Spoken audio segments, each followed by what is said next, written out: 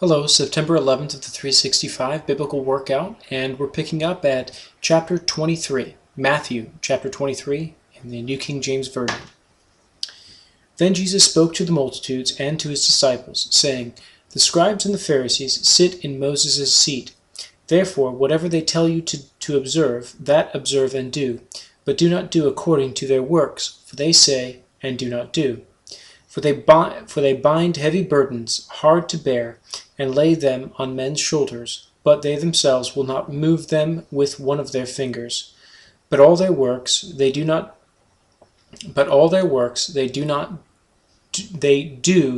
to be seen by men.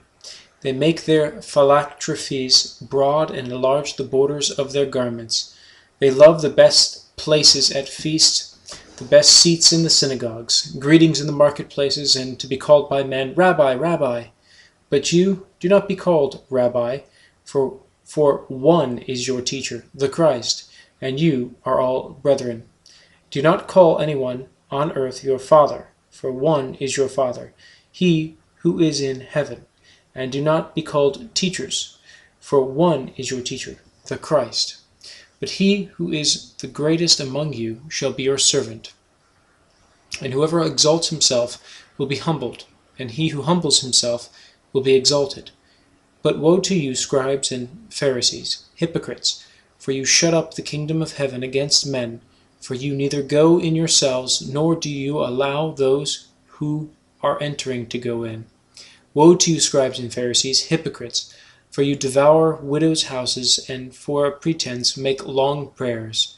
Therefore you will receive greater condemnation. Woe to you, scribes and Pharisees, hypocrites, for you travel land and sea to win one proselyte, and when he is won, you make him twice as much a son of hell as yourselves. Woe to you, blind guides, who say, Whoever swears by the temple, it is nothing, but whoever swears by the gold of the temple, he is obliged to perform it. Fools and blind, for which is greater, the gold or the temple that sanctifies the gold? And whoever swears by the altar, it is nothing, but whoever swears by the gift that is on it, he is obliged to perform it. Fools and blind, for which is greater, the gift or the altar that sanctifies the gift? Therefore he who swears by the altar swears by it and by all things on it. He who swears by the temple swears by it and by him who dwells in it. And he who swears by heaven swears by the throne of God and by him who sits on it. Woe to you, scribes and Pharisees, hypocrites! For you pay tithe of mint and anise and cumin, and have neglected the weightier matters of the law, justice and mercy and faith. These you ought to have done, without leaving the others undone. Blind guides who strain out a gnat and swallow a camel. Woe to you, scribes and Pharisees, hypocrites! For you cleanse the outside of the cup and dish, but inside they are full of extortion and self-indulgence. Blind Pharisee, first cleanse the inside of the cup and dish, that the outside of them may be clean also. Woe to you, scribes and Pharisees, hypocrites! For you are like whitewashed tombs, which indeed appear beautiful outwardly, but inside are full of dead men's bones, and all uncleanliness.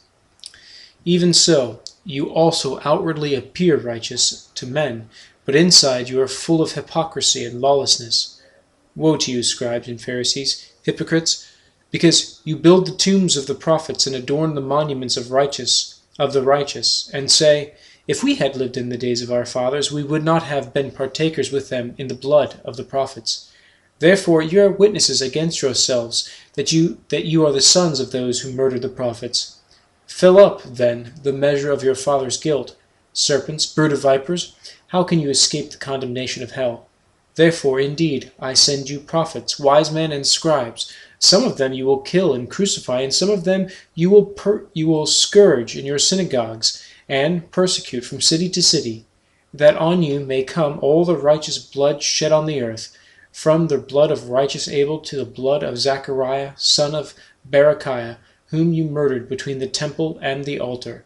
Assuredly, I say to you, all these things will come upon this generation. O Jerusalem, Jerusalem, the one who kills the prophets and stones those who are sent to her, how often I wanted to gather your children together, as a hen gathers her chicks under her wings. But you were not willing. See, your house is left to you desolate. For I say to you, you shall see me no more till you say, Blessed is he who comes in the name of the Lord. Chapter 24.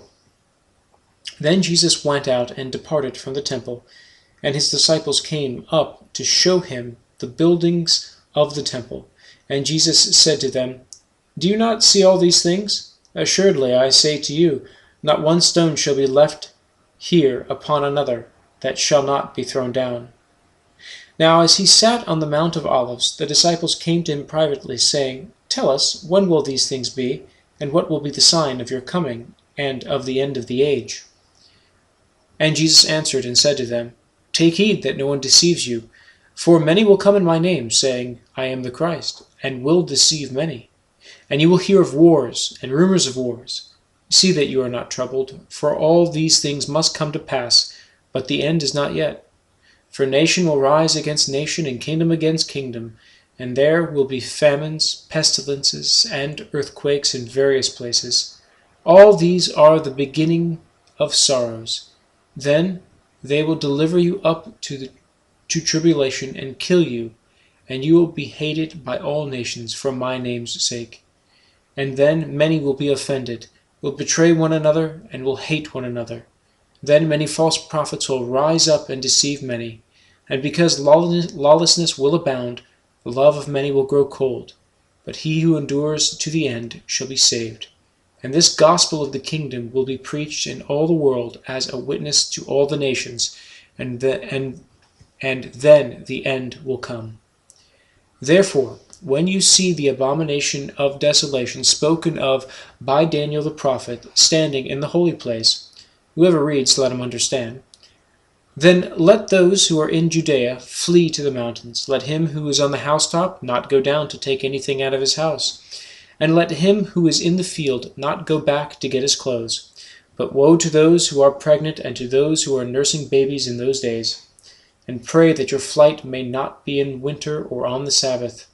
For then there will be great tribulation, such as has not been since the beginning of the world until this time, no, nor ever shall be. And unless those days were shortened, no flesh would be saved. But for the elect's sake, those days will be shortened. Then, if anyone says to you, Look, here is the Christ, or there, do not believe it. For false Christs and false prophets will rise and show great signs and wonders to deceive, if possible, even the elect. See, I have told you beforehand. Therefore, if they say to you, Look, he is in the desert, do not go out. Or, Look, he is in the inner rooms, do not believe it. For as lightning comes from the east and flashes to the west, so also will the coming of the Son of Man be. For wherever the carcass is, there the eagles will be gathered together. Immediately after the tribulation of those days, the sun will be darkened, and the moon will not give its light. The stars will fall from heaven, and the powers of the heavens will be shaken. Then the sign of the Son of Man will appear in heaven, and then all the tribes of the earth will mourn, and they will see the Son of Man coming on the clouds of heaven with power and great glory. And he will send his angels with a great sound of a trumpet, and they will gather together his elect from the four winds, and from one end of heaven to the other. Now learn this parable from the fig tree. When its branch has already become tender and puts forth leaves, you know that summer is near. So you also, when you see all these things, know that it is near, at the doors. Assuredly, I say to you, this generation will by no means pass away till all these things take place. Heaven and earth will pass away, but my words will by no means pass away. But of that day and hour no one knows, not even the angels of heaven, but my Father only.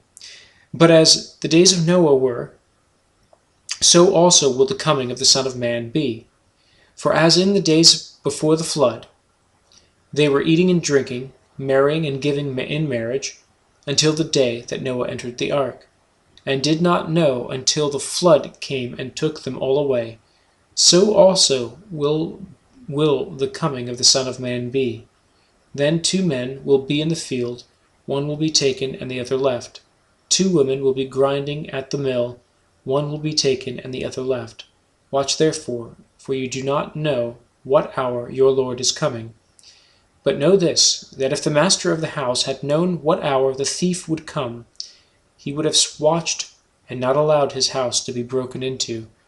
Therefore you also be ready, for the Son of Man is coming at an hour you do not expect.